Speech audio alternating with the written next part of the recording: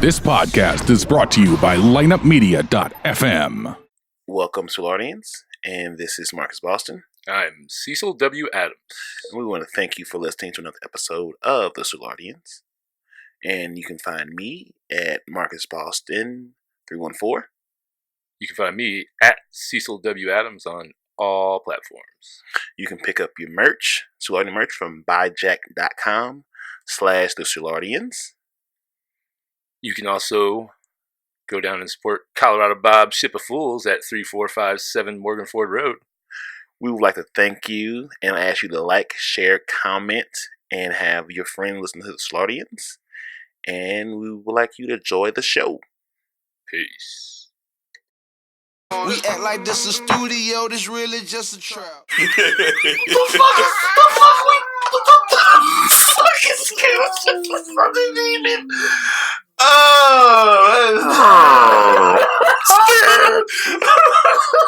So now that we got that out the way. Oh, shit. Was that in your notes? No, that was not my notes. I was going to go through some tribal announcements, but that was the announcement. I thought that's what we was working towards. Not at all, but I mean, now that we're here, go ahead, just keep on going. I'm going to keep on drinking this cocktail. All right, so this is the part where you're going to have to shut me up, stop me, ask me what Probably not. Go ahead. All right. I'm going to kick my shoes off and get my comfortable space. So, all right, y'all brought me on here. We talked about something positive for positive people. Mm-hmm. So, what I label it as is an intentionally inclusive hub of sex-positive resources. Beneath that, it's actually a place where people who are living with herpes or STIs can come and get emotional support just by listening. It's not STD, it's STI. So and they're used interchangeably. Sexually transmitted diseases, sexually transmitted infections. Okay. So they're just used interchangeably for the most part. Most people in the sexual health space are leaning towards infections because I don't know what the reason is, but I'm seeing a lot more STI than I am STD. So, I guess because they wanted. I guess infection doesn't wonder if it's like infection sounds better than disease. I guess. I think that's what it is. Like I believe that might. I think of disease. I think of like Black Plague and like those kind of like historical like epidemic wipe out a lot of people. Disease is the word historically always. It's there is no cleanup on disease. You got disease, you fucked up. Infection, you mean a little cream, something got a little infection. Like it looks it's more of a positive perspective at I think a market level than like disease. Like, oh, they got disease, infection. Oh, I got a staph infection or like something like infection that seems a little bit more. Because I'm trying to think of like anything else that's a disease that. Everything disease connected always sounds like death. Yeah. Also starts with a D. Infection, inspiration. I can't think of more I words, but okay. Yes. Go ahead. I'm sorry. Oh no, you good. So now we know because I was like STI. I'm assuming it's infection, but I tried to Google it a minute ago. Yeah. So at any point, y'all can stop me if y'all need to and answer anything. No, you're good. So I was diagnosed with genital herpes. It was genital HSV-2 is what it was on the paper. I woke up, I had body aches, chills. I was living with my grandma, and my grandma's a nurse. So I wake up, I'm cold, but I'm hot, I'm sweating, but don't want to get out the covers. I get up, walk into the bathroom, I go take a piss. I touch my dick, and it felt like you've probably seen a comet or a meteor on TV, and it felt exactly how that looks in like a region about this round. I yell, "What the fuck?" My grandma come knocking on the door. I was like, "We gotta go to the doctor right now." My mom just so happened to have been over, so we go to urgent care, and I see the doctor, and the dude just looks at it. He's like, "Yep, that's herpes. We're going to figure out which one it is." He gave me some medication in case I had gotten chlamydia or anything like that, and they tested me for the other STIs, HIV, chlamydia, gonorrhea, syphilis. I don't think they tested me for TRIC, but I left up out of there. I had my prescription and my little pamphlet that was like, here are the stats on herpes. So I get out. I go to get home, and I'm like, damn, what I'm gonna do? Okay, pause. Yeah, okay, go ahead. You sound. I mean, I know it's been some years since then, but like, how are you feeling? Like, you going through that process, the doctor, this pamphlet, like, la la la la, bruh. What was going through your mind, your spirit? Like, what was you feeling like? Who else did I give it to? I think that was probably the biggest piece because it's like, fuck, if I gave this to somebody else, then I'm that nigga that's passing herpes around, you know? Yeah. Rather than it being like, what the fuck, who gave me this? Like, that would be, that's the reaction I would have, like, expected to have before I got it. But then I got it, it was like, oh, shit. So I sent a couple of Facebook messages because I didn't have everybody's phone number. And I was just like, hey. And I said like it was a lot of people, but it wasn't. It was maybe 3 people who I had sex with over like the last 1 year. Did you copy and paste it to all of them? No, I said it a little bit different because sometimes you want to ease into it. Hey, what's up? Make sure they respond because you don't want to send a message and then that shit get read and then you don't know what happened. So from there, it was just like checking in like, hey, do you have herpes? All right, well, I was just diagnosed. You might want to get checked. So everybody told me they didn't have it. So I was just kind of like, I ain't got nobody to point the finger at.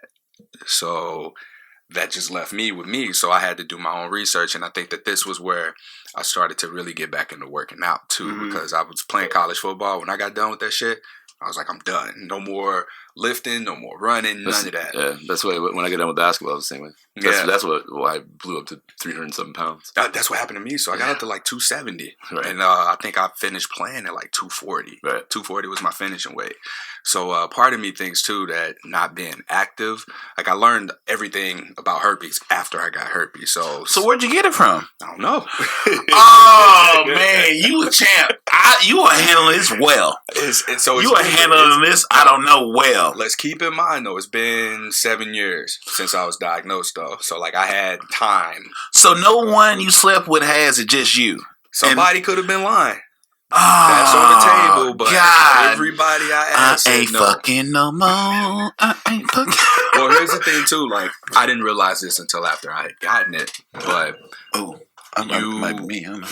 Even if you wear a condom, you can still get it because it's a virus that lives in your nerves, but it spreads from skin to skin contact. So like HPV is one of those things too, ain't it? Yeah. Like where you don't know until it happens, but you can. Oh man! And then like men can't be tested for HPV, right? So it's just and it doesn't affect men. Yeah, right. I mean, right. It does. You're carrying it, but it's something I don't know. HPV hit the scene when I was in college, so.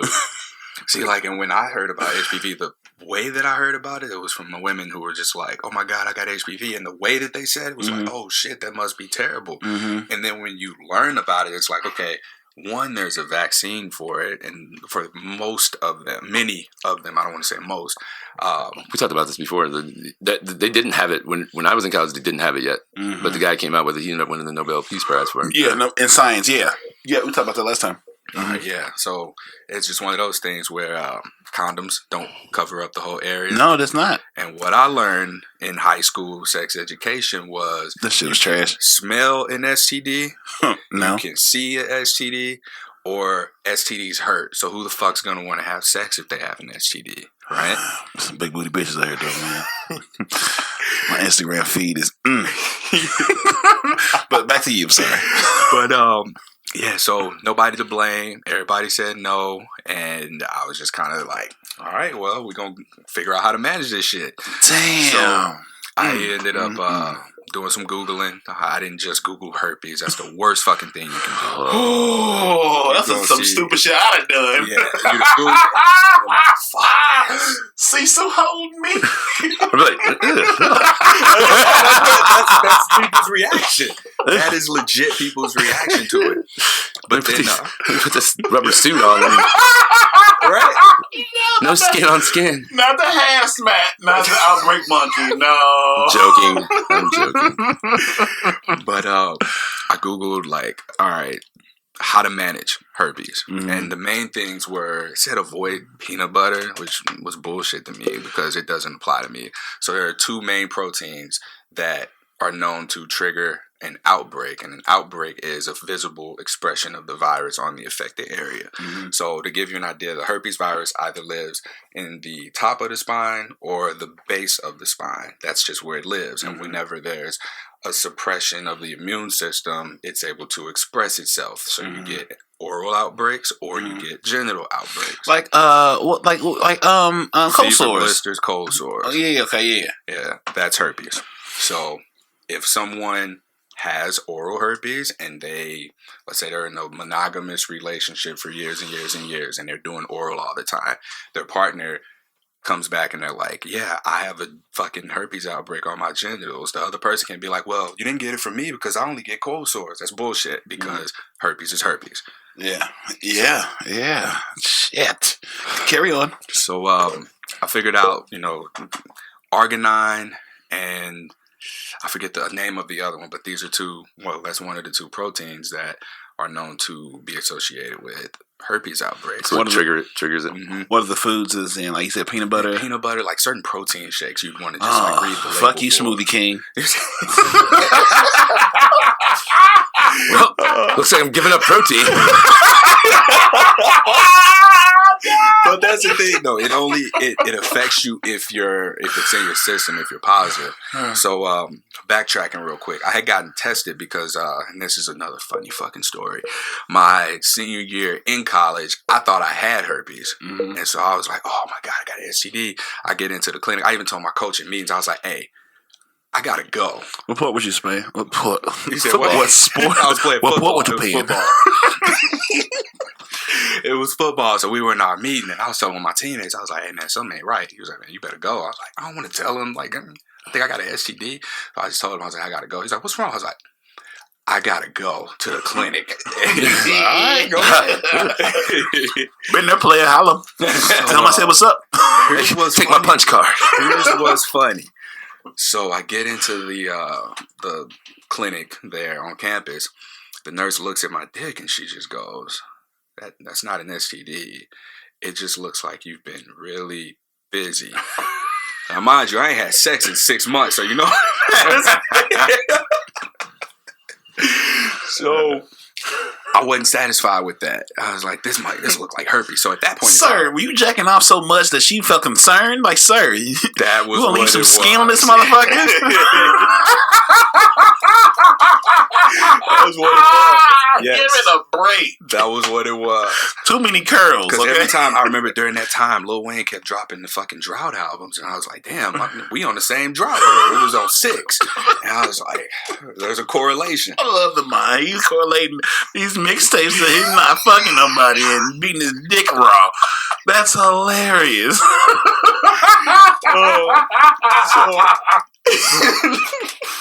It's funny now. That shit wasn't funny back then. So I wasn't satisfied with that. I go and I drop that $200 at Any Labs. I dropped the $200 on the Any Labs test. I was like, "Hey, test me for herpes." And they give me my results back and it says negative. But the way that you see the results, the test for antibodies. So if you have a presence of a certain amount of antibodies, you're positive for herpes. If you are under that number, you test negative. Here's what's concerning. You have to test above a certain amount. So let's say that number is 1. If the number is 1, you got herpes. If the number's under 1, you're negative. But there's a number there. So I don't know if I had it at that point, and it was after repeat exposure that it grew, expanded, or if it was over time that it was just able to reproduce. And just timing of the test and yeah. So I was actually negative, and I think that like after not playing sports and being active and taking care of myself, that allowed for my body to just, for the herpes to be like, I got your ass, you know? Yeah, it's like, I hear a lot about like the human body, you might be born with cancerous genes in your body, but based on how you live your life, it will activate those cancer cells to do what cancer does. So hereditarily, we might have certain preconditioned traits in our body just out of our control, but the way you live your lifestyle could activate those to be your downfall. Yeah. So it could be sort of the same parallel to what you were saying. Yeah. Like, yeah. So I read books, guys. I read books. I was gonna make a joke about black men reading. Go ahead. So yeah, I learned that I need to take care of myself, start working out, manage how I eat, and so I got a personal trainer, and he didn't know why I was reaching out to him, but I had him for 12 weeks. He taught me how to eat, how to work out. Well, I knew how to work out, but he just gave me a routine. I remember he told me, he was like, all right, write down everything you eat for a week. I wrote it down. I was like, damn, I did good. I'm eating healthy. First thing he said on there, he was like, Courtney, you ate fucking Popeye's chicken? I was like, I ate Popeye's spicy chicken sandwich. What's wrong? I stand in line like everybody else. What do you mean? Yeah, I told him, what's wrong with this? Bro, but it's grilled. He was like, it's still fucking Popeye's. Yeah. And that statement will never leave my mind. I mean, that's, sir. But like that goes to show like that's how I was eating at that time. And plus I told you I was living with my grandma. So she was cooking up shit, every few days, going out to eat, all that. I had his name is, I call him Osiris, but his name is Orson. And he was talking about his grandma would make pies for Thanksgiving. He would eat his own pie. That's grandma shit. Grandma would give her favorite grandbaby. I will make pies for the family, but my favorite grandbaby get his own pie. I said, nigga, that's why you fucked up. Because my grandma would give me the family food than my own plate. I said, Grandma. My mom would be like, why your grandma keep getting this fucking plate of your own? I don't know. Grandma would get you fucked up and banged up. So that's my grandbaby. I'll give you an extra piece of chicken. You should give me less chicken, Grandma. But Grandma love their grandbabies, and they gonna get that extra pie. Here's for my kids, but my grandbabies each get their own pie that they like. I said, this, goddamn it, man. It'd be like that. I'm with you. I'm with you. My grandma passed away. I miss her, but I was there too. I got my own pie. So learning how to work out, eat, manage those kinds of things, because stress is something that triggers an outbreak. Stress and just having your immune system compromised. So if you are to, let's say, get sick, like if I were to get the flu and just kind of like, that would be an opportunity for an outbreak to come on. Yeah. And for a lot of women who, there are women who get an outbreak along the time frame of their periods as well. So like hormones getting out of control. Yeah. Bam. Yeah. Got the diagnosis, started making those little changes and everything. And around Did you ever go to therapy? No, I never went to therapy. Probably would have saved me 5 fucking years of like... Yeah, therapy, man. Therapy is so important.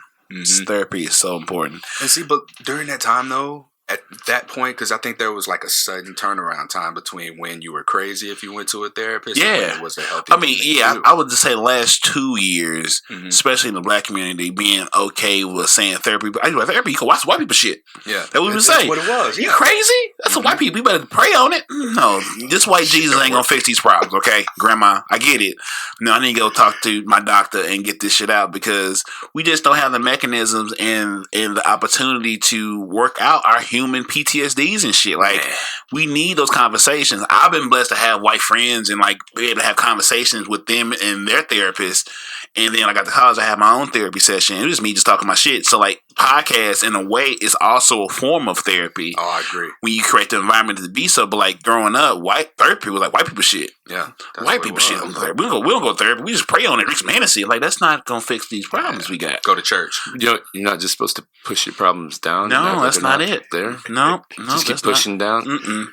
All you doing is it's a powder keg you creating. That's all you doing is creating a fucking powder keg. And I wish that I knew. I wish that I like didn't subscribe to those beliefs. That you don't know what you don't know. You just don't know. And it was like starting to read when I talked about that podcast I found, and that was probably one of my. It was a combination of things. One person pointed out that I was just weird around like women who were attractive and clearly attracted to me. And I was just like, damn, dude, why don't you talk to her? And I'm like, I don't want to have to tell her I got hurt. You know what I mean? And so, after a while, you just get tired of that shit. One of my friends was like, oh, you're in love with your ex? You're in love with your ex? I was like, no, I keep going back to my ex because it's easy. And I don't have to have this conversation again. So eventually I just told, the first person I probably told was his girlfriend. So we were about to go out. And she was like, what's wrong? Why you keep doing it? I was like, I got herpes. And she gave me this look, like deer in the headlights, like it was unexpected. But she wasn't there was no stigma behind it. There was no like judgment at all. It was just, all right, well, that makes sense. And then we just kind of like, I felt good after I Was said she black that. or white? She was mixed. Ooh, that's a G code right there. That's a cheat code. That's a cheat code right there. Like, ooh. And it was cool to just have that be received by wait to somebody. exhale. Just that was it. Yeah, that's the feeling. So when you tell somebody and you're not really met with any kind of stigma, I think that was the thing that probably empowered me to begin talking about it to more people. After that, I kind of was like, damn, I guess it's okay if somebody knows. I guess it's okay if people know. And then I started to figure out, like, I didn't look for community or anything. I didn't look for therapy.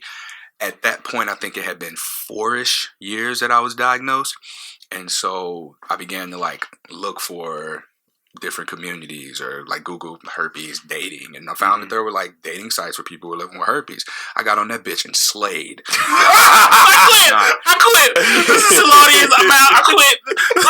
Courtney and Cecil going to be the host of this show now. CC and Soulardians. CNC. But in all seriousness, though, because I think that, like, it was hard to date. It was just hard for me to put it out there. And then, like, once I got there, here's the most evolutionary shit that happened. I got on there, and I think that I finally had moments where it wasn't always in the back of my mind of, all right, when am I going to tell this girl? God, it's going to be stressful. Very. Like, I've spent the night at girls' houses and just didn't try anything because I didn't want to have that conversation. I've done that too, but it wasn't because I had a reason, because I was corny. I was a bitch. I was just, well, yeah. But, yeah, so I got on there, and it was just like me seeing a version of myself that I had never seen before. Like, people said I was funny, and they're like, oh, you're so smart, and that was real deep. I was like, you like Jakartas.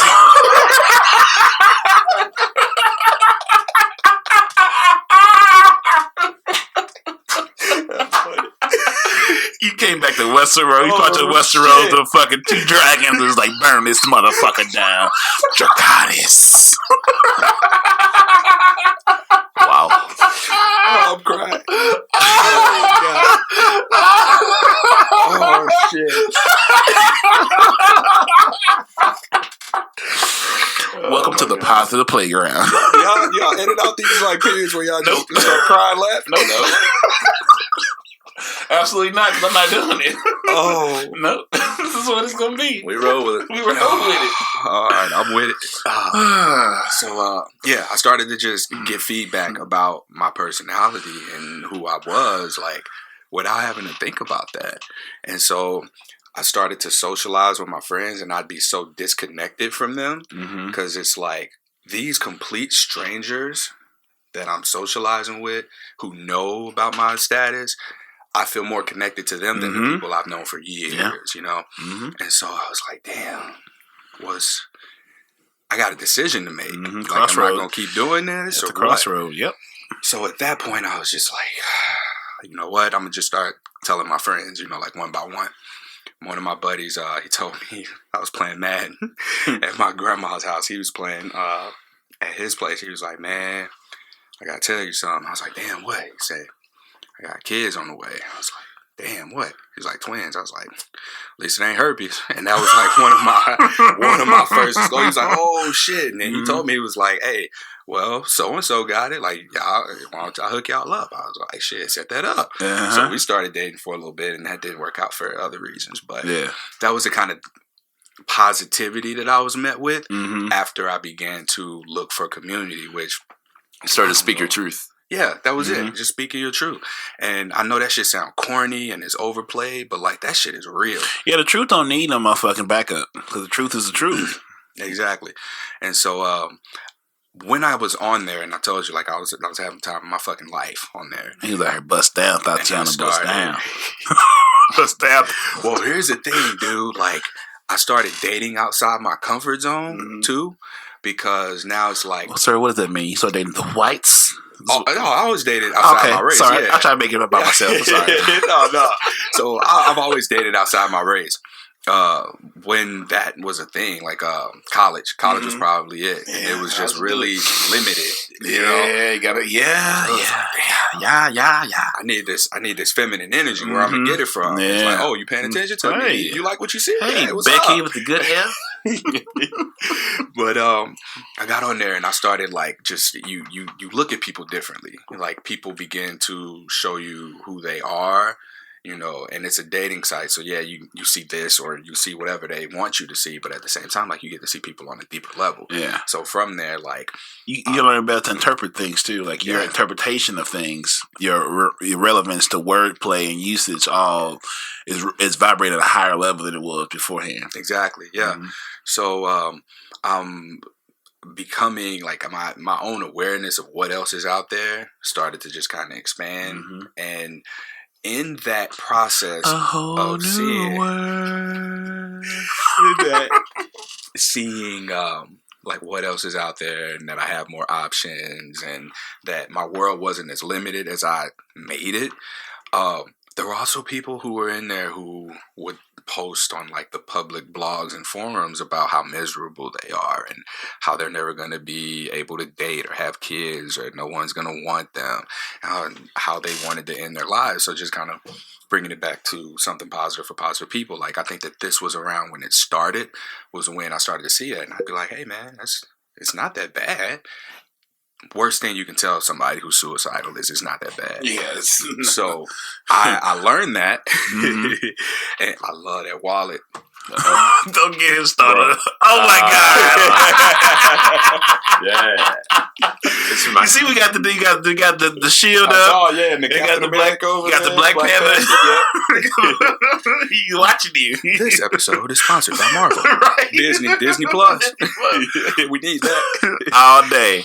All day. Yeah, just go to DisneyPlus.com/TheSoulardians and receive no discount. Hey, if we set that up right, Disney get enough complaints, they're going to be like, hey, we got to make this happen. Oh, hey, man. Right. Let this place get some Disney money? Shit. Woo! In the name of God. Podcast tour. Man, fam. It's on a... Fam. So, put it out there. Let's throw it out there. It's, yeah. It's, yeah. That's the plan. Yeah, that's the plan. It's on the way. We get there. Yeah. Go ahead. Seeing that was a thing, and it was more prevalent than just like every now and then. I started to see that shit a lot. Like I thought it was, that I was tripping. So one lady I was messaging on there, she had a boyfriend already. She just wanted like male perspective on what to expect. She was diagnosed, but her boyfriend wasn't, and he was just like, well, if you got it, I got it. Like we'll deal with it when it comes. Just like rational minded. So she and I had become friends, and one day she just told me, she was like, you know what, like. I never told anybody this, but I wanted to commit suicide. And I was like, whoa, you? That is somebody who, the way she described herself to me, like she dated athletes, she was involved with a nonprofit, she had a relationship. And I think that that's probably the most high priority thing for people who are diagnosed with an STD is whether or not they're going to have a significant other anymore. So when she told me that, I was like, damn, this shit real. Like, I got to do something. So I go out and I got this little same microphone I use now. It's like a little Shure microphone that plugs into my cell phone. I go out to my car and I like drive around the corner somewhere quiet and I hit record. And I was like, damn, people really want to kill themselves after diagnosis. I think the first thing I said though was, hi, I'm Courtney, I have herpes, just to get that out. Because to get that feeling again, I think that was like calming enough. No one will ever hear this fucking episode because it's terrible. There were so many likes and and I would never edit it. I don't even know if I still have it anymore. But this was episode 0. I think I sent it to 2 or 3 people just to get their feedback because I wanted to know like how it would be received and if there were things that I could adjust for it. So after I did that, like I began to email I began to interview people who were living with herpes, just like from being involved with that site. And they let me record it. They let me share it directly with the people who needed it. So from there, I would share it, and then more people wanted to be involved. So it turned into, rather than me emailing it to people, I just uploaded it to, I uploaded the audio to YouTube. And so you know how YouTube works. If you're on your phone and you don't have the paid subscription, like you get a text message, you stop and it stops and starts. I saw that there were a few hundred views on the first episode that I posted. And I was like, whoa, shit, people listening to this. Let me take it more serious. How'd you title it? What was the episode 1, oh, you have herpes? Well, my legs don't work. So that was the first press guest. play. So that was the first episode. And that was the lady's response. It was with an older lady who's, I think at the time she might have been close to 50. Mm-hmm. Her husband cheated on her, and then like she found out she had herpes. She told him, and he got it from the person that he had cheated on her with. He was like, deuces, and left her. And like that's the kind of shit people don't hear. People think you fuck a lot of people, then you get herpes. That's not how it works. He gave her herpes and left her? Yes. She should have killed his ass. Hey, she'd have been justified. Hell yeah, I'd have helped her load a gun. So she told me, she was like, you know, and she lives in St. Louis actually. So we met in person, and as I'm talking to her, like she showed up. It was so cute. She had notes. She had pages of notes because she hadn't talked about it before. Yeah. So she showed up ready. So we started talking, and she going through her notes, and she talked about that first disclosure she had, and she was so like in her head, and she was like, you know what? I'm gonna just tell you, to the guy that she first disclosed to. She was like, I have herpes, and she starts just like wailing and crying, and the dude puts his hand on her. He goes, yeah, my legs don't work. And that's how little it meant to him. I mean, it was just like, you think that's a big deal? So to hear it's not a big deal in so many different ways makes it less of a deal, really. God damn. And so he was paralyzed? I think so. I think he was paralyzed from the legs down. Yeah, we ain't going into those kind of details. I wasn't that good of a podcaster yet. So I'm just listening to her. Mm-hmm. But you could see her posture change. She went from like to and like we were sad. I was mad with her. We got upset. We cried. Oh, man. We were just so fucking relieved. And I got to see that, like that healing process right there. Yeah, as human beings, y'all connected at the highest level of humanity. That's it, yeah.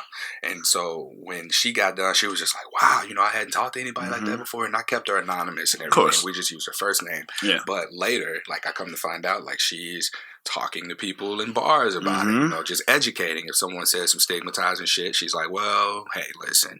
And she was rocking one of my t-shirts out in public. I was like, damn, like that was 3 years ago. Yeah. And here we are today, you know?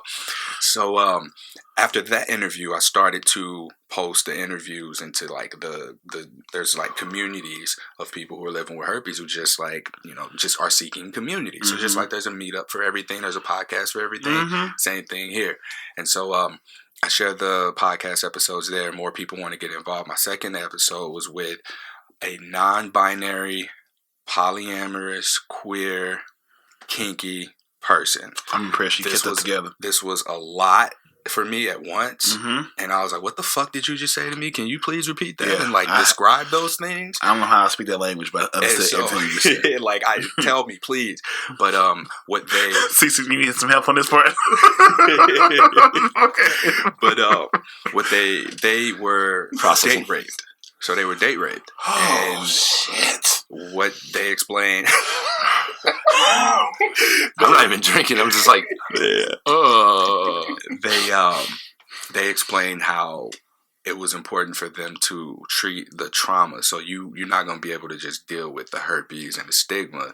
You got to treat the trauma around the diagnosis. Yeah, between your ears first if you get anything biological. Yeah, so they went and they talked about, you know, how going to therapy helped. And one second. So with that person, you say is each of those, what's the word, labels or whatever they have, is each one a different personality? No, all of them are the same. So we're talking about kinky, queer. Right, so kinky being into BDSM, bondage, domination, submission, masochism. Oh, wait, the SM is sadistic masochist. I'm probably butchering that, so y'all might have to put some in the show notes. And then no, we not. No. Go ahead. So queer is a Q in LGBT, and there's just like a fluidity there, like lesbian, gay, bi, didn't necessarily apply to them. They were just more fluid than either of the labels there. And then the polyamory is just multiple lovers in the same period of time. I'm talk about freedom. Right? That's what I said. Well, now I said that because at the time I was like, what? Excuse me? Right. So this was kind of where the conversation started going. It was like, yeah, we connected over herpes. Talk to me about your diagnosis. Talk to me about what happened around that time, how you dealt with it. And then it just expanded into who the human was. Mm-hmm. And so now the human is expressing like, I'm this kind of person. I'm this kind of person. These are the things that I do. These are the things that I like. This is the kind of life that I live. And it just turned into this like healing platform for people who can see that there are people who are living not a normal life. I hate to use that word, but like people think they can't have a normal life after herpes diagnosis. You give them a chance to recharge their human battery to combat the world that is usually unjust and just full of bullshit. Yeah, that shit's dope. So when people are able to listen to it, like if you go through, right now it's at 113-ish episodes. Most of them are with interviews with people who are living with herpes. Some HIV. I interviewed Derek Cannons, who's living with AIDS. He started the Angel of Warriors, Derek's Angels and Warriors Foundation. There are relationship experts, sexuality experts, physicians, like anyone who can bring something under the sex positivity umbrella for people to be able to come in and just take what they need and then they can go on about their business. Yeah, absolutely. So, after beginning that whole process and interviewing more and more people, and just having the different levels of conversations, like it branched me out. So now, like, you grow. You grow through that fuel. Like he makes you a better person, makes you more appetizing and appealing to the world because you have so much value that is good enough for you, but the world will adjust to the vibration you put out into it. So if you put dope shit out, dope shit will find you. Just keep doing dope shit. That's it. You keep doing like bullshit, guess what you keep finding? Bullshit. You have to choose to have the courage to adjust your vibration to the world to, receive that. That's it. Like if you I'm gonna be alone forever, guess what? You are, because you keep putting it out there. If you want whatever you want, believe in your prayers. When you believe in your prayers get answered because you believe in them. I think that you always have that cookie jar to go back to. Like if shit's hard and you don't feel like doing something, you can go back to, oh, well, so-and-so went through this, was date raped and got herpes, and it's doing fine. They are doing fine. They are doing fine. Emails. You want those emails? No, I don't. Sorry for whoever whoever they are. I didn't mean it like that. I just...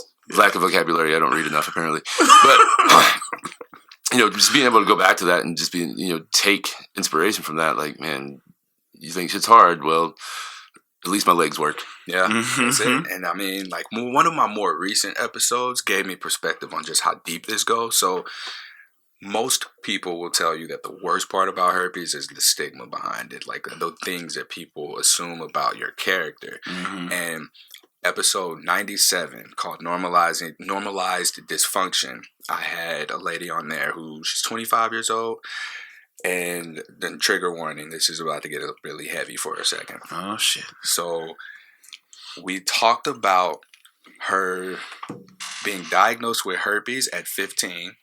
She got chlamydia at age 12.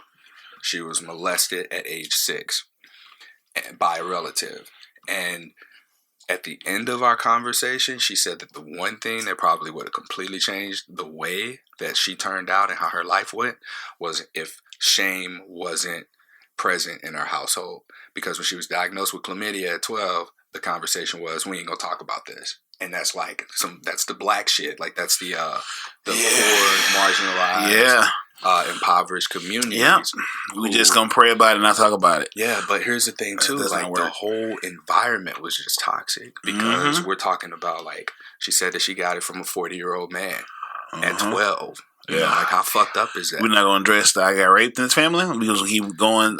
We're gonna keep doing this. I gotta see this person properly. We're just gonna keep playing house. Yeah, and it's just she talked about the R. Kelly situation. She was like, "Yeah, that's like normal for your friends to be like, girl, you better go get him. He looking at you. That's what he got money. He got a car. That's why I started dating white girls in high school because all the black girls wanted the niggas that was older. Damn, they didn't want that they age. They wanted the guys that was 20 out of at another high school and whatever instead of the motherfucker that's in your face. They wanted the other. I want the older guy. Like, nigga, you 15. What are you doing with a 20-year-old? Mm-hmm. We're here. What are you doing? All right, fuck it then. Becky, what you doing? But that's the whole situation. Yeah, but the thing about this whole thing is just that this entire environment's toxic because if you ain't talking about what's really going on in your house, you getting your information from any fucking where, and you setting up this real dark environment in the community where people who are going to be predators are able to best prey on you because you don't know shit. So you got to go somewhere else to get your information. You going to hear, I'll tell you what you need to do. Yeah.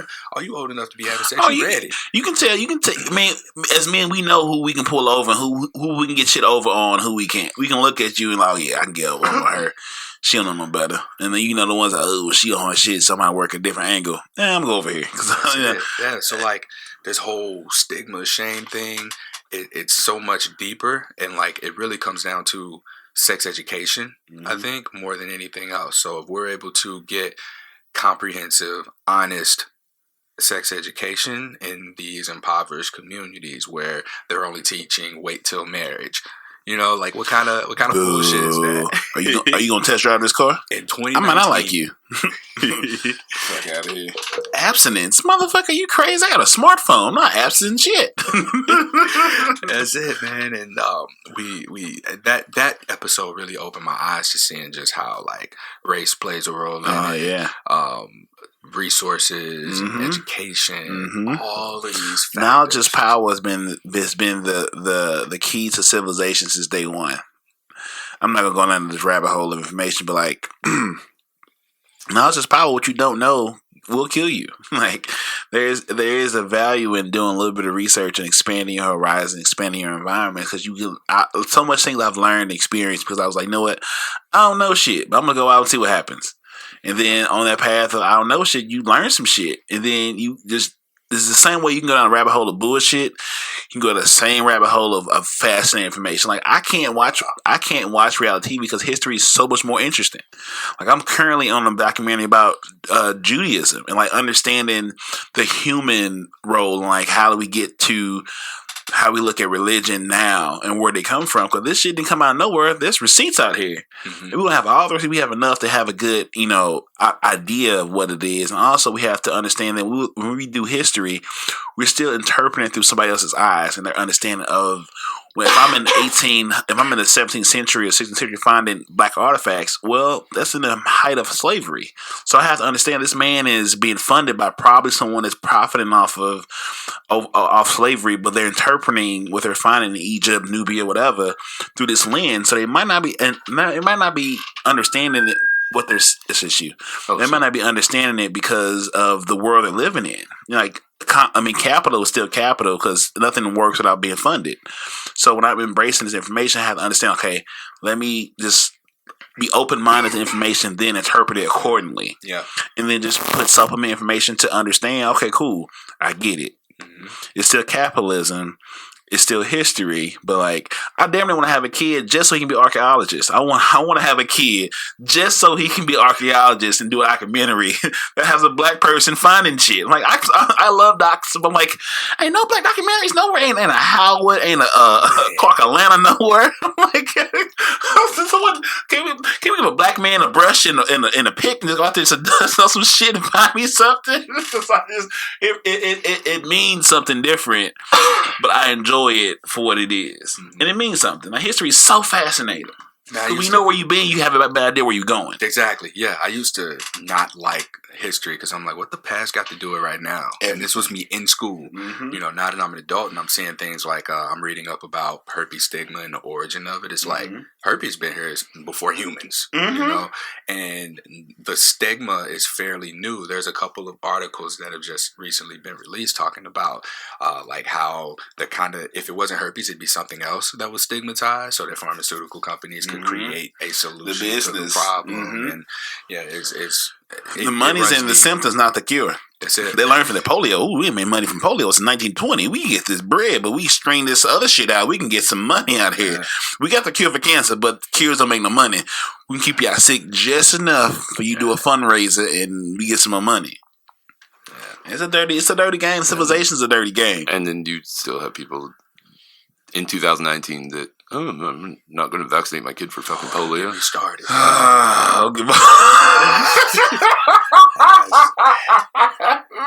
And just, it's the same thing. Like, the knowledge is there for people that, you know, you're getting sick all the time. Well, why do I get sick all the time? Well, look at the shit you're putting in your body. Just plain and simple. I mean, and it's so simple. A 30-second fucking cold shower each day, and I don't get sick. Fasting, I don't get sick anymore. You know, because it builds up.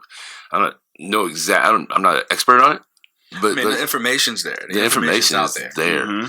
And, you know, it's simple as just Google it. Like, why do I feel this way? And then you can look through, and, you know, it may not be good for some people because they're hypochondriac. And they're start on page 2. Right. Start on page 2. Right. Whatever you Google, start on page 2.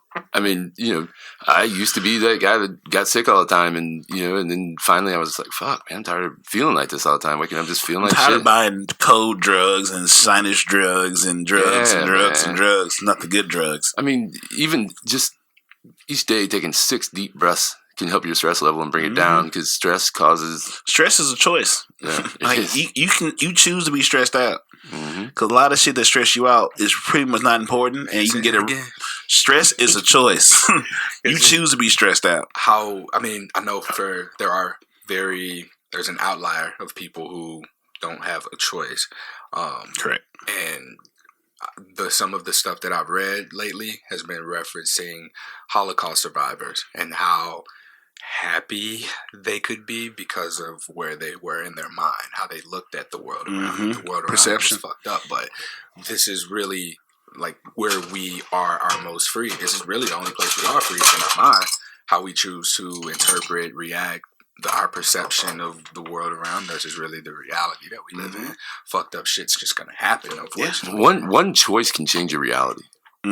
Just one choice. Maybe it's you're smoking cigarettes and you want to quit smoking cigarettes. Maybe start by smoking 1 less cigarette a day. You know, just little choices that you can make each day to make yourself better. That's where the power is. It's a roller coaster, man. Like Jordan Peterson talks about, what we talk about on the program all the time, making your bed. Just make your bed. One little task, you start that, you stay. Then you start adding in, just woke up, let me do some stretches, and then next thing you know, it's fucking... Brush your teeth with the opposite hand. That's a hard one. That shit feels... That's a hard one. I use electric toothbrush now. I have for a couple of years now. Quip? I do. No, I got a Quip. I don't have a Quip. I got a Quip. You should get Quip, if you want to sponsor an episode of the Soulardians, please reach out. Yeah, clearly I'm buying a Quip now. The Quip, hey, give me a Quip. I don't want to say life changing, but as far as my dental health goes, it's the shit. How much they run? Like $50. $25, and then you get $5 a month or $5 every 3 months. And they send you new heads, yeah. Oh, okay. Give me a Quip. And cut this out and email it to them. Right. So it basically divides your mouth into quadrants, and it's vibrating, and you do each quadrant, and then it'll stop, and then you go to the next quadrant. And hardest part is remembering not to go over a place you just brushed. Yeah. So you got to do it the same way every time. I'm gonna give me a Quip. Yeah. I'm telling you, hey, cut this out and cut out the recording and send it to them. Send it to Yeah. Quip, I need a bag. Oh, cool. Thanks. They just came out. They had a new one they had on Black Friday. It was the black one. I was like, that's the one I got. I saw it. I was like, I've already got a Quip. I don't need it. I shouldn't. And I didn't. But if I didn't have a black one, I'd have had it by Black Friday. Yeah. Hey, baby, it's yours now. Like, I'll give her my old one. I get the black one. Yeah, the Quip is the shit. I mean, but even going back to just even that, switching to Equip and your teeth are so much cleaner than what you thought, than what you thought you were brushing right before you use one of those, man. Then you're like, man, my teeth.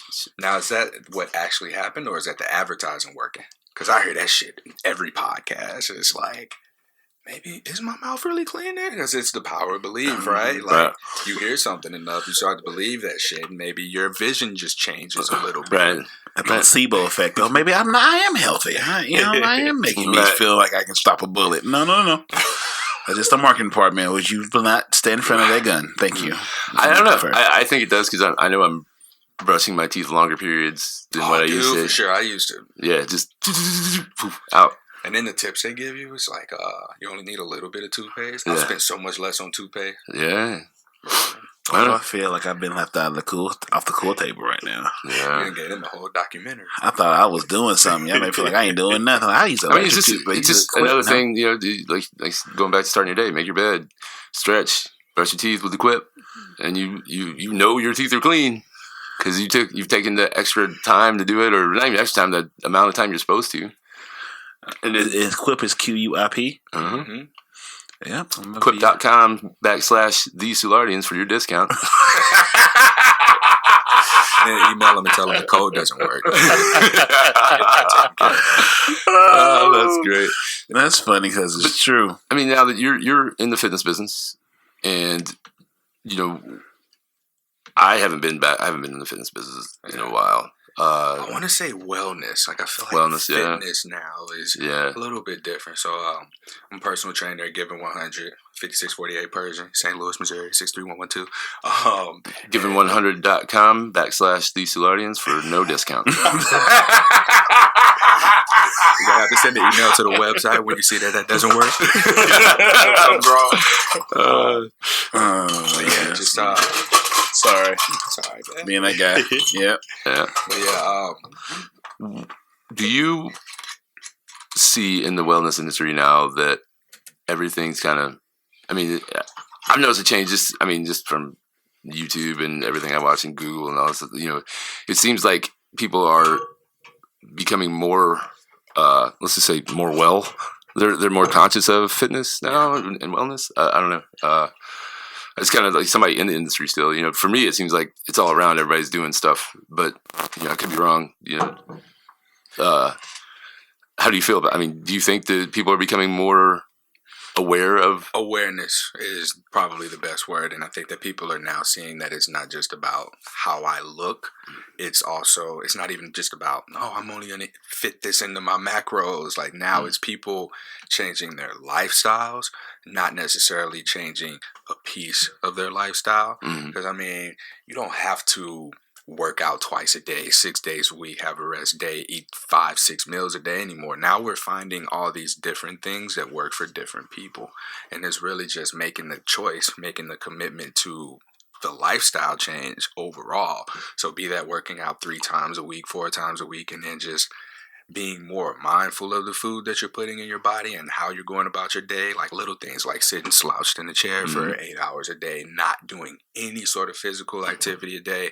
I tell people all the time, like if you go from doing nothing to doing anything, like you're going to see, my bad. No, you're good. You're going to see significant changes over a short period of time if you make the decision and you're serious about it. Right. Have you, you know who Aubrey Marcus is? Yeah. Oh, dude, that's another podcast I like. I love that, yeah. But Own Your Day, I haven't finished the book yet because that's a fucking read. God damn. His book, Own Your Day. I haven't read it. I know it's out there. Yeah, I own the audio version of it, but that's a long-ass book. But, he talks about win the day, just being like, oh, today, whatever, you did something and look at it as I got this done, not what you didn't get done. Focus on what you got done. And, that's kind of where my mindset is when it's like, oh, I've done something each day to win the day. Or, he talks about doing something that scares you just so things become less scary, And that's, my mindset has been that, and I've really gotten back to that, kind of went off track for a bit. Bob's consumed my life.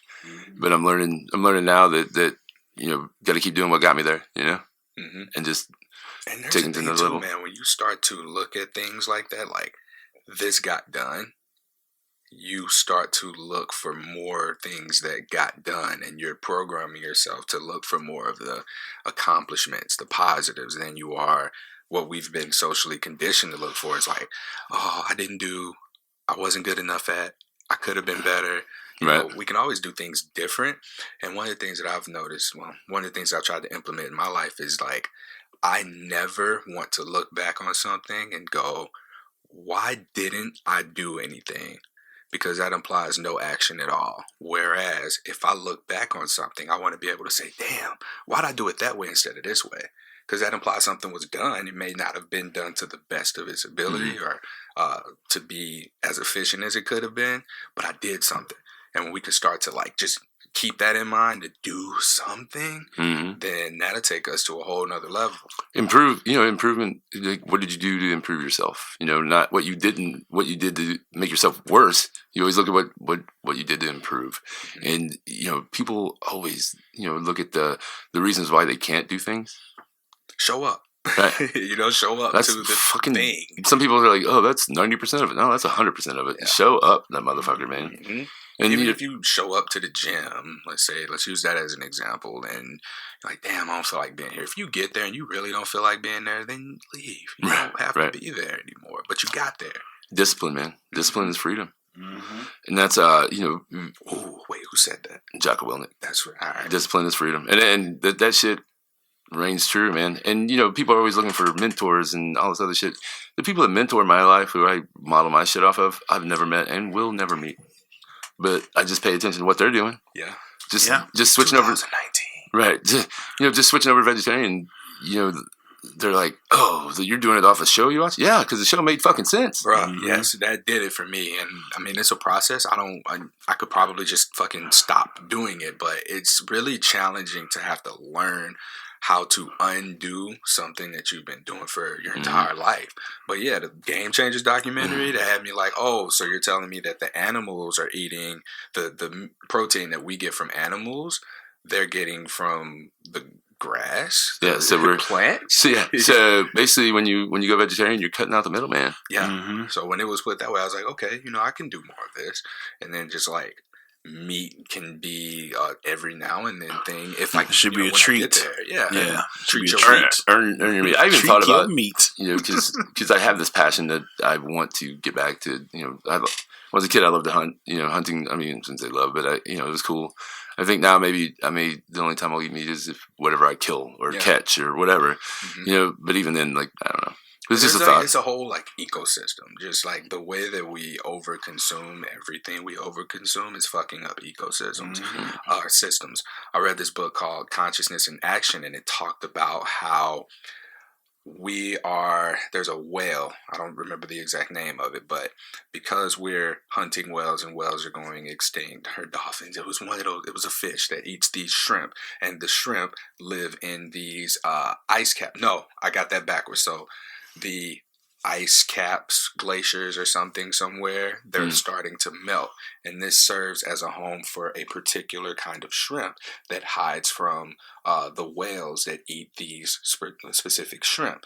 And because it's melting, there's now no real hiding space for them, and there's no algae that's there for the shrimp to eat. So now the shrimp are dying as a result of this ice cap melting, and the whales aren't having any food when they get there, and now they're becoming beached. And so like something like global warming has this whole ecological effect. It's the same thing with us. Like, what the fuck are we doing by how the fuck do we have like 12 different chicken spots all selling chickens? Every grocery store got all these eggs. When you count this shit up, it's astronomical. It's unsustainable. And then, everything has cause and effect. There's always something. We're never going to be perfect, ever. I mean, how cool would it be to be perfect? I don't want to be perfect. It wouldn't be fun. I mean, if we get it right, my whole thing is, I don't think the world ends with us killing each other. I think it ends with us like getting on the same page. Because when we all just realize like, oh, we're all connected, we're one, and when we die, we just kind of go back to that place. Like, why take action? Everybody is the same person, just living a different reality. Yeah, in different times. So like, right. And there are things. I mean, we talk about it all the time. AI is going to kill us. Like Skynet. We're all going to die. The robots are going to kill us. We're creating that end. Yeah, we are. And it's just funny to think that way. but I know it's a fatalist thought, but it's just the truth. Like we think about Elon Musk brought it up best when he was thinking, how long did it take him to make it mandatory to have seatbelts in cars? Whenever they started putting out cars, how many people died from car wrecks because they didn't have a fucking seatbelt on? Because there was no seatbelt. It wasn't there. Mm-hmm. And he says it's going to be like that with AI. People are going to die before they figure out. Seatbelt. Yep. Convenience has a cost, guys. For you get them I just want people. I know that it's never. never going to happen, and I see the point after listening to Elon Musk talk. It's like we're just doing shit with AI. There's no repercussions right now. I mean, look at the fucking robots they had. These fucking ones that look like hyenas or whatever. You can't kick them over. You watch Black Mirror?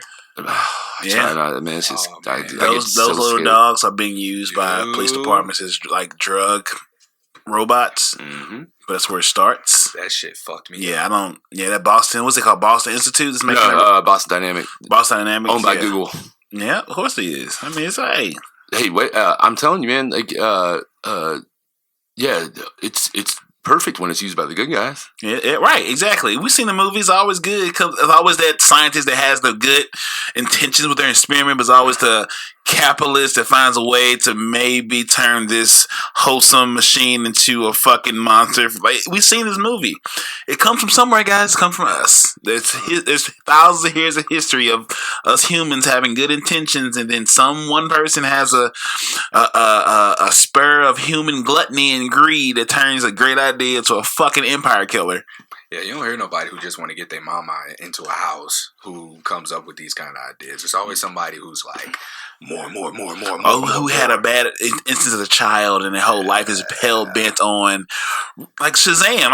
Just watch Shazam. Like, this one person had one bad moment with two bad parents. His whole life was hell bent on making the world feel his pain. And that's my life is built on that, and the world will line up to find that way to make that man feel that pain. And now we just fucking feeling this man pain because his dad didn't love him. Yeah. Now we dealing with his problems. And sons of bitches. So let's bring this back to health. So there's a physical health, and then there's also mental health, and people. I think that's don't forget about the emotional health. Oh yeah, and that's where I think that the popularity of meditation has came in. And I talk about, I don't know if I meditate the right way. I'm just quiet and like in my mind. I don't know if I'm doing right. Wrong way to meditate. Right, exactly. The same thing with, what got me started on meditation was doing the Wim Hof breathing, and like where my mind went, and then, whatever. So this meditation, I take a little time each day, even if it's fucking 2 minutes, and just sit there in my own thoughts for a minute, and just like think the day out, Promo here for Headspace. What's that? Headspace, the meditation app, dude. I need to just get you a list. Right. Didn't know anything about it, but yeah, I think you can time out your meditations, and you can breathe with the app, and it's very calming. There's another one called Calm. So I've seen Calm. They wanted my money, and I was like, yeah. You can email both of them and see who responds first. Right. Headspace.com/the Soulardians for no discount. When it doesn't work, email the code. So, I mean, do you meditate daily? Or? I'd go to yoga 5 days a week. Okay. I didn't go. Are you a yogi? I guess. Have you watched that documentary about labels, man? Did you see? Have you watched the one about the Bikram guy? Have you watched that documentary? Is that the guy who was started Bikram assaulting women? Yeah. It's always freaking nastiness. It's on Netflix. I only heard of it very recently. Always comes back to the JJ. Documentary? Yeah. I haven't watched it all, but I just watched the first part of it, and like he was like 35 and is married a woman that was 19 or 20. I was like, this already. It starts there, but she was like some yoga champion of some kind or whatever. Anyway. So like, it goes through his story, and I don't know, man. I got the heebie-jeebies, and I was like, I don't know if I want to put my head in this. I gotta watch it. So I'm going through a yoga teacher training that starts in January too, because I've been going to yoga for 7 years now, and to me that's been such a awareness expanding experience, just connecting the mind and the breathing and the body, and just being able to do the yoga poses and stuff like that, like that's been fulfilling for me. So I look at it from like what got me into it was the stretching. I was like, damn, I need to stretch. Or one of my boys got me in there. I was like, damn, I feel good in a different kind of way when I walked out of there. It wasn't just my Cecil did yoga one day. One time. And then we never went back. What? I do a lot of mobility stuff. Like I'm always trying to stretch something because that's where my focus is. Like I don't want to be Big Buff Jones anymore. Yeah, I'm past that too. Yeah, I'm more of movement. I don't want to, if I have to make a turn and take off running, mobility. I don't want to pop an Agile. Achilles. Like that's my biggest fear is popping an Achilles. Agile and mobility. I had 2 months where I only went to yoga during the week, and then I would work out 2-3 days a week over the weekend, and my body needed that. Like I've always lifted heavy as fuck because I had to push 300-400 pound linemen, and now I don't need to do that anymore. Right. So like I still want to be strong just for the sake of being strong, but I think that it's more important for me now to be able to move and be connected to my body than anything else. And people don't realize that the more you stretch, the more you elongate the muscle. Yeah. The bigger the muscle can be. If you're look at all those all the guys that do the bodybuilding shows, they're doing yoga. Yeah. I mean, look at Ronnie Coleman, one of the biggest human beings you ever seen in your life. That dude could do the splits. I did not know he was doing yoga. Yeah, that's how he was. Oh shit! Yeah, that's when he'd always do he did the thing where he'd do the splits on stage and then flex in the splits. And he's what seven-time Mr. Olympia. And I mean, flexibility is. I mean, they look at Arnold Schwarzenegger back in the day. They had him doing ballet and shit. Yeah. Just to get more flexible, and that's coming from the man. Probably the most aesthetically perfect body you've ever seen in your life was Arnold Schwarzenegger. Mm-hmm. And flexibility, man. Yeah. That dude could, he worked out barefooted. I mean, don't get me wrong. He had faults, and they've asked him about steroids before. He's like, I used them just a little bit. I'm like, but how do you just be a little bit use get to the chopper? I'm just a little bit pregnant. I'm not pregnant. Right. I mean, the dude was jacked. I mean, look at The Rock. The Rock is one of the biggest human beings you're gonna see, and one of the hardest working dudes you'll ever see. Like every time I think I'm doing enough, I look at him I'm like, man, I need to do more. Like sometimes you lose your way, and as long as I come back to it, and that's I get a lot of inspiration from The Rock because he's a bad motherfucker, man. Mm-hmm. And I guarantee you that dude can touch his toes easily. Like I just hate guys like that mindset of these guys that I don't think it's like that anymore, but. People are that conscious of big buff dudes, but can't bend over and wipe their ass. Yeah, exactly. For me, it's I'm looking more overall. Like I've really been working on my base, building my base, and then worrying about everything else. I've really got to commit to doing core. It's so hard. Well, think about it like this: every exercise is an ab exercise. Yeah, right. As you benching. Right. Squeeze, pull-ups, deadlifts especially. You pay attention to Athlete X? What's that? Oh, he's probably the biggest YouTube guy on. He has Athlete X. I cannot remember his name, but he really breaks down. He's a. Let's see. I think it's loud. I keep thinking that's a dog. Yeah. Dogs upstairs. I thought the dog was barking. He is a physical therapist, and then now he's a pro trainer. Like he trains a lot of pro athletes, a lot of wrestlers, like WWE guys. What's Antonio Brown? That's his trainer. Like the dude. He's legit. He's getting each video is getting 2-3 million views. Like the guy, he's good, and he breaks it down really well, and he's helped me a lot with my development, and just little shit like. There's always a video like I'm just looking in like how do you improve this spot, and it's like the back of your shoulder because it's not rounded. He's like, oh, let me show you, and he'll show you the little exercises. Yeah, like he breaks down to that type of level, and like how do I get rid of this? My low back pain. You're giving me 6-ish people I need to look up. Yeah, I'll write them down. I'm gonna have to listen back to this one. Yeah. So it's like and that's where like. Yeah, I don't read a lot, but I watch a lot of shit, and I listen to a lot of shit of people that I'm interested in and want to know about. I love that we have Audible, that we have YouTube. Mm-hmm. www.audible.com/. But it helps me to consume information that way. Like, not everyone is a reader. Not everyone is going to be able to pick up on things by listening to them or just a visual. You know, we've got all these different ways now that we can learn. So more people are able to learn. Just so much information. And apply things. Yeah. So for me, it's being able to listen. Like, I'll listen to a YouTube video, listen to a book, listen to a podcast, and I'm always learning stuff. Like, I'm at a point now where I don't even like listening to music when I work out anymore. Like, now I'm listening to a podcast. I'm like, oh yeah, let me get this knowledge. Let me get this knowledge.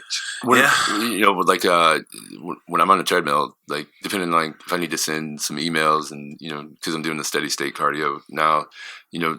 I'll put music on. It's weird. Like if I'm listening to a podcast, like I can't like write an email and listen to a podcast. But if I'm, it's easy to ignore music, right? But it's having yeah. Like if I put music on, I can do all my shit. I can do what I need to do. Background. Yeah, I guess is what. But if it's a podcast, I gotta focus. I'm like music is like a shield from the world, so you can focus on what you have to mentally be involved in. It's like a canopy. Like music is a canopy for thought and like doing the work you need to do. When you listen to podcasts, you actually and now you're absorbing what you're learning because now you're focused on what you're learning, not what you're doing. So now your workout might be more longer. Like, how long have I on this motherfucking treadmill? Because you got so involved into the podcast.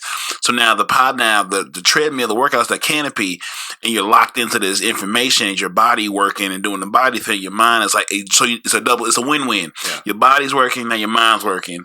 But when you listen to music, now your mind's working on giving out information, but you got the cover of the fucking music. Get back. All right, go ahead. I'm putting this motherfucking code in. Give me some cover, motherfucker, shooting. Because that's what the music does. I feel the same way about that shit. Like I can go. Music puts me into a flow state. We're big about. I mean, we talk about flow state and just once you get into a flow of something, like when we're in a podcast, I can. There's sometimes at the end of the podcast where I'm like, holy shit. Yeah. Mm-hmm.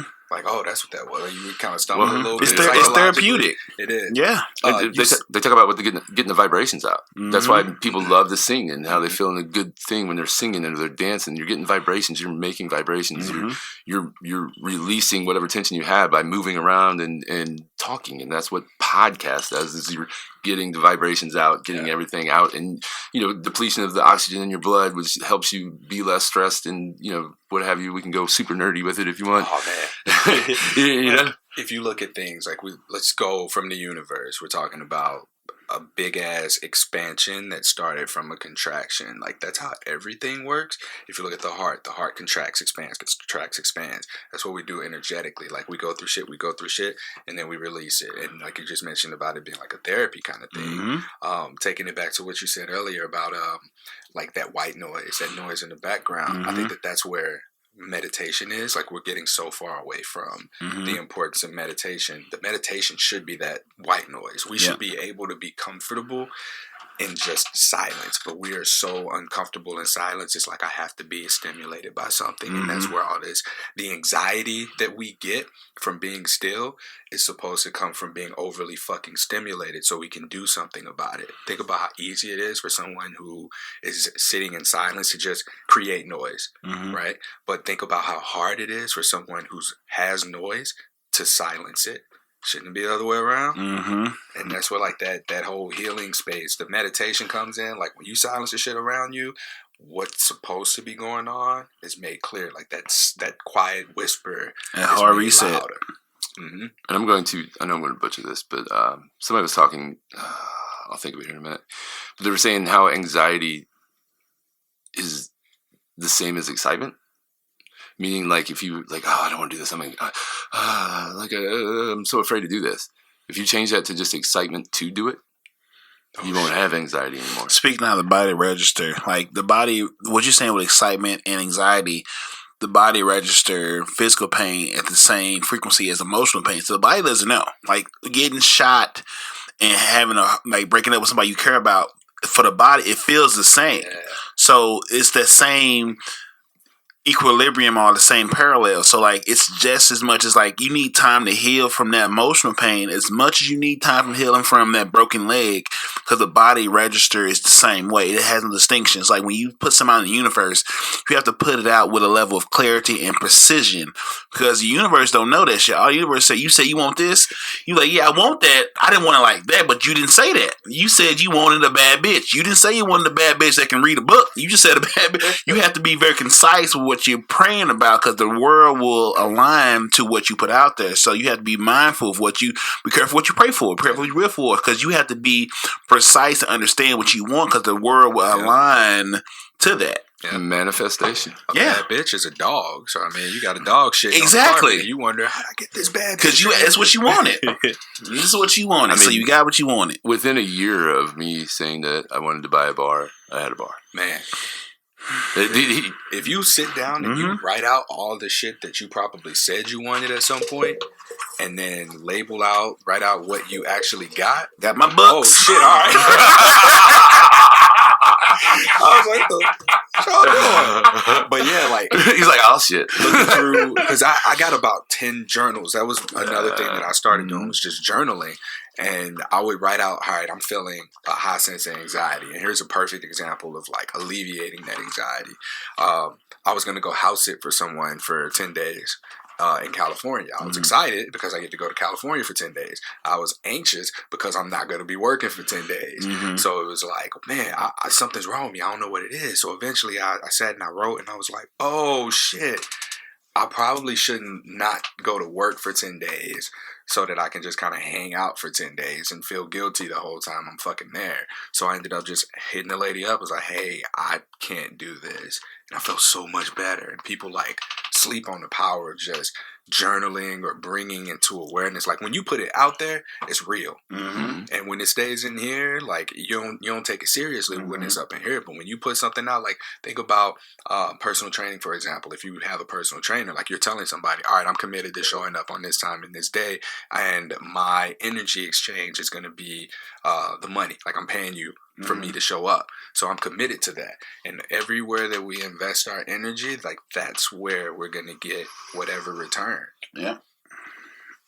Nailed it. Yeah. I mean, shit, I can't say no better. But yeah, I mean, whatever you want to put your energy in. And this is for anybody listening. Like if you got something you've been wanting to do, just try it. Do it. Take that fucking step. And then like a lot of the barriers that we think are between us and the thing that we want to do aren't real. Like people think you got to get a degree in order to start a business. And like someone asked recently, someone posted, what are some things I need to do to start a business? All right, first you need to have people that are buying what you're selling, because you'll fuck around. I started a business before I got my LLC. I did all this shit and nobody was buying what I was selling. And I was like, damn, I just lost money starting a business. That was a $250 lesson I never need to learn again. But the thing is, like, we prioritize shit and we think that it has to be this way because someone said it had to be this way. When in reality, we can just... Who the fuck are they? Yeah. God damn it. Like Khaled said, who the fuck are they? They don't want to see you be great. Fuck they.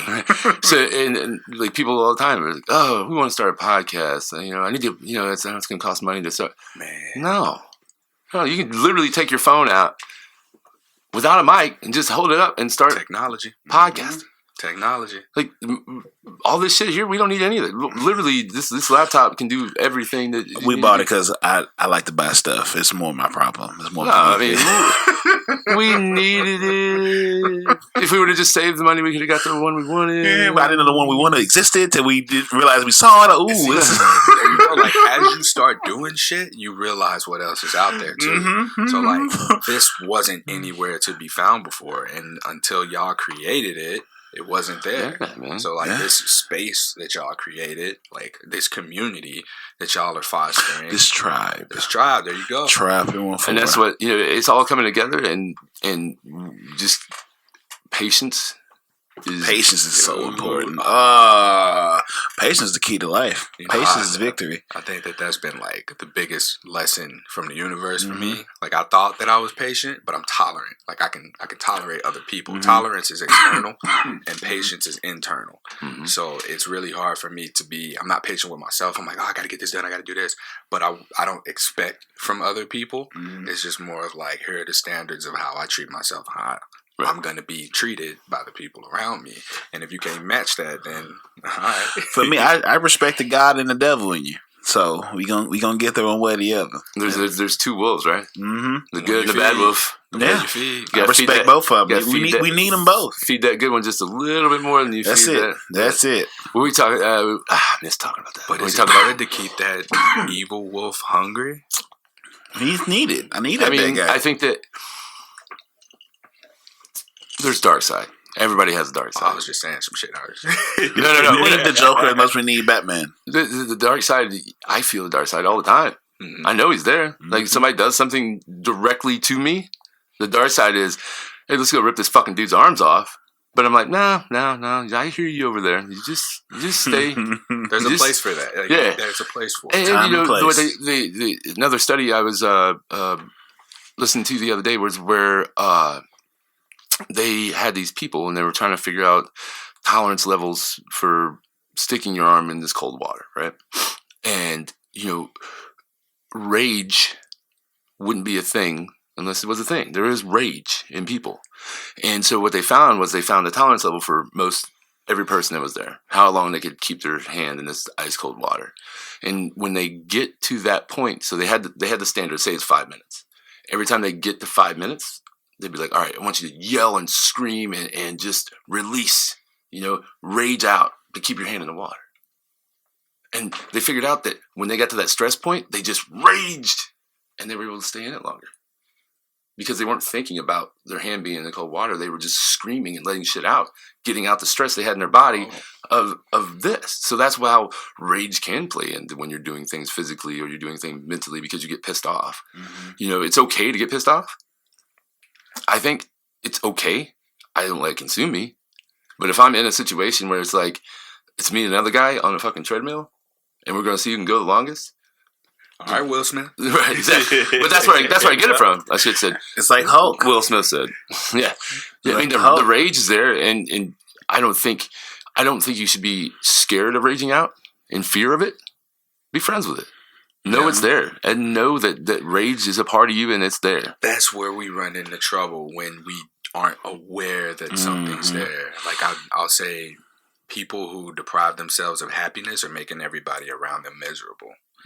And it's because they're consciously not being happy for whatever fucking reason, be it fear of judgment for what makes you happy or being who you are. They're addicted to that feeling. Everybody around. They're addicted to that feeling, and them feeling that way gets them attention, and that's really what they're wanting is the attention. In my humble perspective, shit, no, that's deep. Like that's applicable to me right now. Right, and it's makes me sad when I see people that are still in that. And we talk about it all the time. We can't help everybody. No, we can't. I can keep doing what I'm doing, and like there has been some times where I fell off, and people have been like, you're not that way you seem. No, man, I just had a breakdown. Yeah. I've never been depressed before, but the when I had to shut down the bar, I had a week where I was didn't want to do anything but sleep. Get my phone turned off and just no interaction. People think they know what depression looks like. I didn't know what depression looked like until I started seeing it so many different ways. I started reading this book called The Body Keeps the Score, and it's about trauma. And one person, so I went to, I have a lot of white friends, and they're like, oh my God, and these are people with money. They're like, oh my God, my car won't start. And that response, like I'm looking at you like, call a fucking Uber. Like there's all this practical stuff around that you can do. And to me, like, I'm looking at you. The same response that you have about your car not starting is the same response that I have to rent being due on the 1st, and I ain't got enough money in there. Like I'm about to get evicted. This is the kind of shit. My body is responding the same way they are. So I'm learning that trauma, while it looks different, for everybody, our bodies respond to it the same fucking ways. And it's the same thing with depression. The thing that makes one person depressed and sleep all day is the same thing that makes me depressed and disassociate. And I gotta go and fucking run, or I'll go and play video games all day. Like, it'll just look different. And I didn't even know, like, at first I didn't even know I was depressed. I thought it was decompressing, but then I figured out 3 or 4 days into it, like, fuck, I'm depressed. What the fuck? Is this depression, man? What the? Yeah, I was just How like, did I get here? And I'm just like, Someone call me an Uber back to being happy and positive. Right, exactly. I end on this street. And it's just going back to what you were saying about practicality of it, like a practical response to, you know, like, all right, so you get a flat tire. Are you gonna rage out? No, let me get out here and just change this tire and get back on the road. Like, people get so just, oh my god, end of the world, oh god, this is so bad. The what do we call them? The sky is falling, Chicken Little. Oh, the sky is falling. Because you're so arrogant to think that your day ain't coming. You think that the comfort of your life is always gonna be comfort of your life. No, your day's coming to see what you made of. And the people that think their day's never come are the people that have the worst reaction when the day comes. Like, it's gonna come. So when you know your day coming, when it comes, oh, it's my day. Cool. Change this tire. Put my little bandage on. Like, all right, I knew it was coming. So it's not as much of like a whoosh. It's like, oh, my number. That's me. All right. Let me go do my time. Yeah, let me just get through this. Like, when people get so, we'll bring it back to the herpes thing. Yeah. So, you know, how many people have you met that, you know, like you were saying, that they're depressed and want to kill themselves because they have that illness? But now what you're doing is a healing platform for them to realize that, hey, it's going to be okay. That's it. There's always a way out. There's always tomorrow. There's always tomorrow. Like, there's every day. Well, for foreseeable future, the sun's coming out, and I know that sounds cheesy as shit. Sun go out tomorrow, but no, seriously. At the end of the day,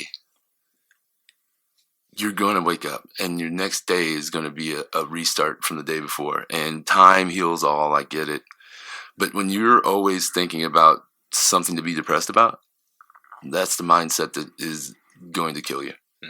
You're going to stress about everything. And for me, the less stress I have in my life, the better I feel. And ain't no motherfucker going to come and get me depressed.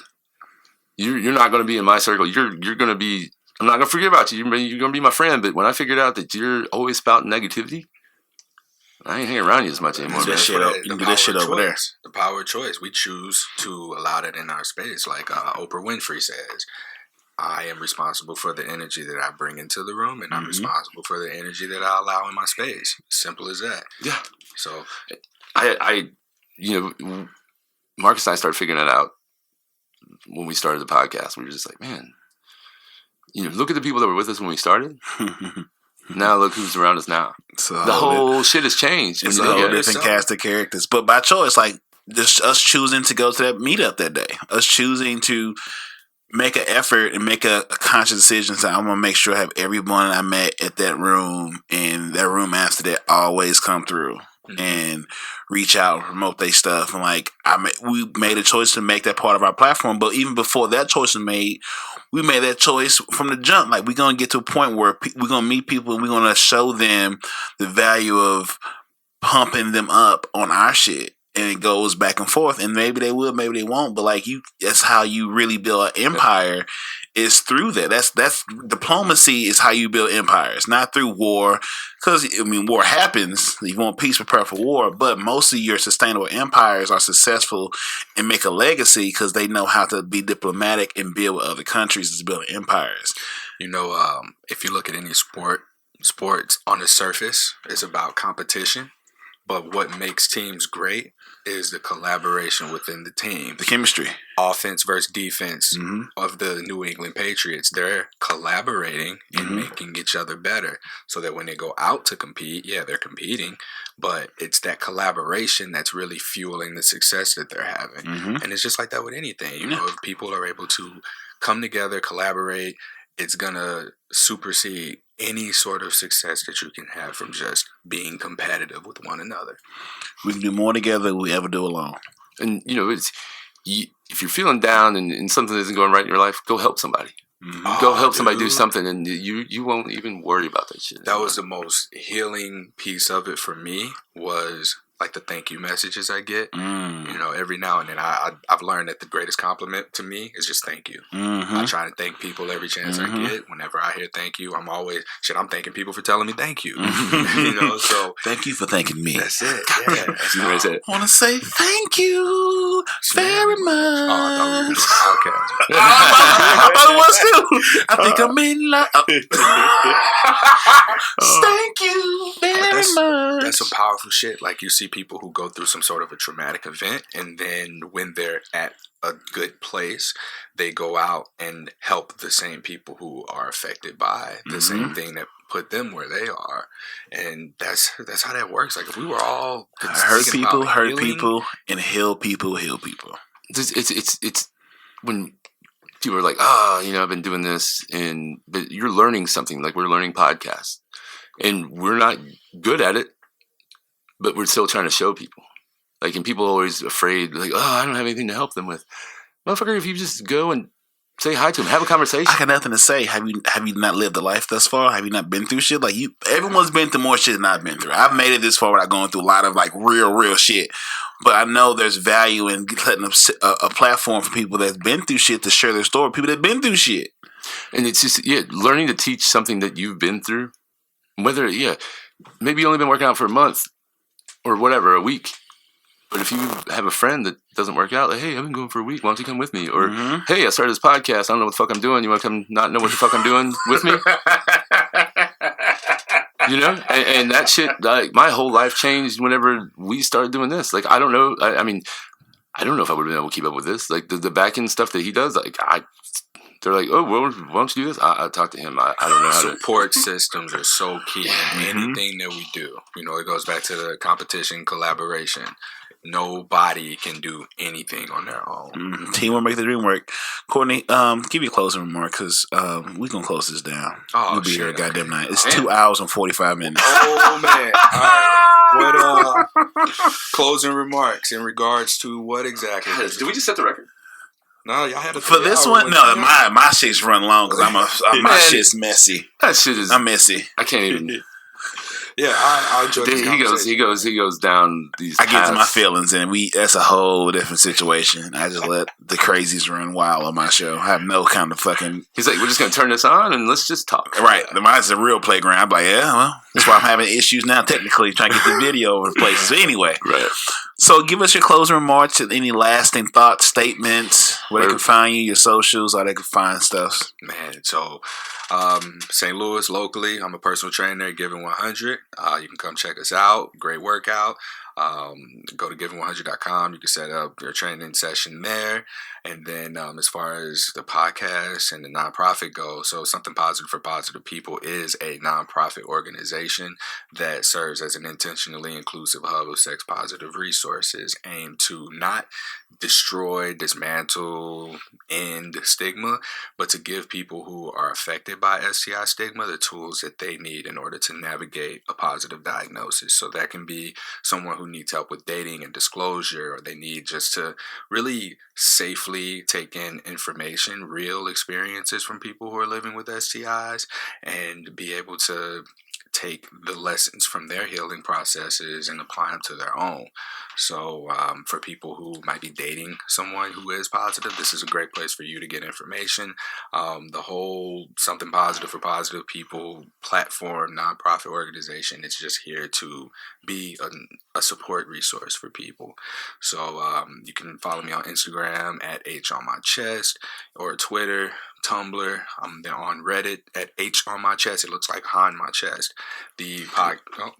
Cecil's like, what does that mean? I said, I don't know, but we'll find out today. So in that first podcast episode, the guest Amy and I, we made a joke about, like, not necessarily like putting a fucking cape on our backs and being superheroes, but it was just like, instead of the S on my chest, like an H on my chest for herpes. Yeah. So that's what that was. So told you to find out what that meant. I know. I was waiting for 2 hours and 45 minutes to find out what it meant. But the website is spfpp.org, because Something Positive for Positive People.org is long as hell. well. I mean, I bought that domain name too, if you want to type that in, but it's spfpp.org. Closing remarks? Man, leave it how you want to leave. That's yours. Right. I will say, in terms of just like overall shame, like I think that's probably the most prevalent thing as far as stigma goes. Like, we live in this solar system of shame where the shame is in the center and it's masked by stigma and misinformation. Like the planets would be the misinformation, and all of us are stars in space, and space itself is sex. So we have such a problem with sex in this illusion of stigma and shame and all of that. Like, we're so focused on that we can't just enjoy sex. So it's important for us to be able to see that for what it is and understand the importance of getting honest, trustworthy, consistent information about sexual health. Do everything that we can to be safer, but we got to be aware that there just are natural risks to doing anything. I mean, we're human beings. So, man, I feel like this is kind of dark, though. No, absolutely not. I'm just letting the words. This is it. We gotta address shame in ourselves, and when we begin to heal that shame within ourselves, we can begin to heal the shame in our environments and the people around us, and we can help support other people. Like, nothing that we do should be anything that's shameful, and the only way to combat that is with truth. So finding information, lived experiences, and really just expressing your own truth. That's how we're going to be able to get rid of this. God damn, boy. It's so refreshing to see that this environment has turned into what the ideal was. And just having you here, and I always loving my brother Cecil, and just loving the exchange of ideas and words and just energy. It's what the Soulardians are about. That's what the Human Becoming Podcast, the positive playground. This is what this is for, and I look forward to it. Keep growing and keep doing dope shit. Like, it's just where we came from to where we are now. We're just now. I feel like we're just now getting started with our journey. We ain't scratched the surface. We ain't done shit. Yeah, It's bullshit. Being our best selves. Yeah, but the steps we keep moving and the people we're meeting along the way, along the journey. We're hacking down these trees, making a trail for other people to follow. That's it. Success leaves clues. Signal, man. Right, trying to, man. And that's all from the beginning, from the jump. That's all we want to do was just carve out a path. Chop down trees, figuratively, not literally. Oh yeah, save the trees. Save the trees. Don't drink out of straws. Save the turtles. But yeah, like just doing shit, and the path. We didn't know the path, and we're still learning the path. I mean, it's just each day it feels like something else. Like, oh well, okay, well this is going on. So how are we going to do this? And every time there's never even really been a problem. It's just if we don't feel like doing a podcast 1 week, okay, cool. It's just like, all right, we got plenty in the tank. We're fine. I mean, we got them built up, but that's not even if we didn't want to do a podcast. See, we had days we didn't have fucking shit built up. We had days we was scammering like, oh shit, we gotta drop. Well, I was saying, I calling somebody like 30 minutes. Hey man, can you come and do this podcast? Yeah. What? You want me to come on a podcast? Yeah, man, come on. But what about this? I got this. I don't like my voice. I don't like to hear my voice. Shut the fuck up and sit down. Come on. Go. I want to go ahead and call something out. Like, social media platforms are censoring people. Certain types of conversations. I notice it mainly on Instagram in the sexual health space. So sex educators are being muted for using words like sex or when they're talking about genitals at all. I foresee us being at a place where we're not on these social media platforms anymore unless we're directing people to our podcast. Yeah. So as we have these kinds of conversations, this is where the real shit's happening. This is where the real conversations and the real exchange, still word of mouth wins all day. As much technology we have and digital shit, like, I'm going to get more interest in this podcast, whatever podcast, through this kind of conversation than I'll ever get just putting shit out there into the digital world. That's just like a bonus. The genuine stuff that really works is when you actually meet and exchange energy in real life. This all shit that really matters. Rest of that shit is just an idea and a hope. This moment is the only thing that really has weight. I even noticed that with Facebook. Dude, my shit's getting covered up now. Like, if I share anything off of Dave's from Dave's like Dave was wearing our shirt, Evolution Dave, and this thing has gotten like 5,000, 10,000 views on YouTube. So I shared it on my Facebook.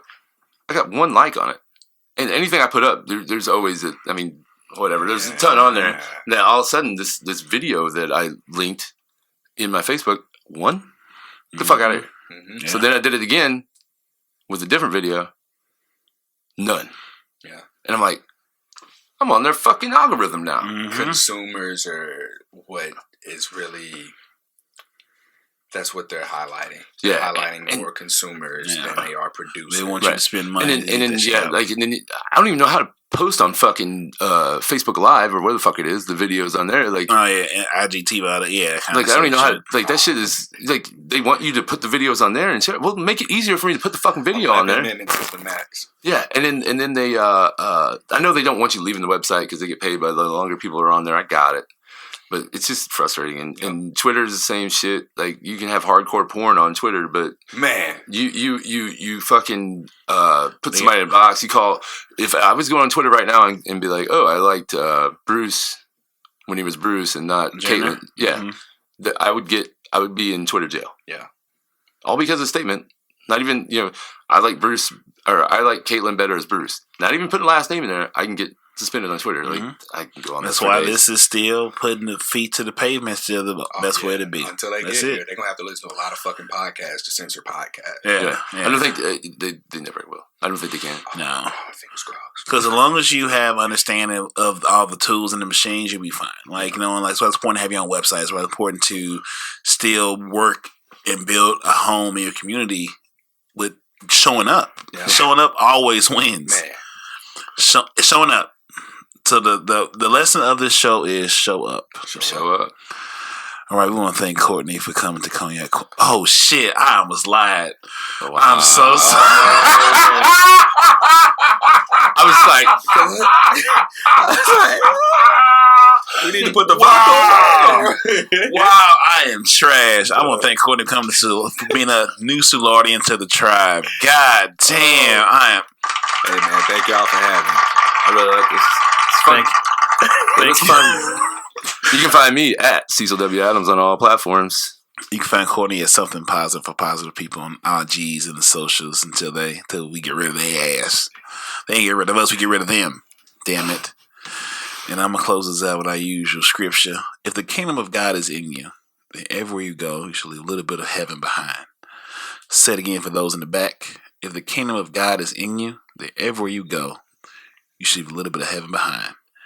I'm Marcus Boston. That's Cecil Dub. And that's Courtney. And love yourself, love each other, and love is all we got. Peace. Are you not entertained? Are you not entertained? Is this not why you are here? This podcast was a presentation of lightupmedia.fm.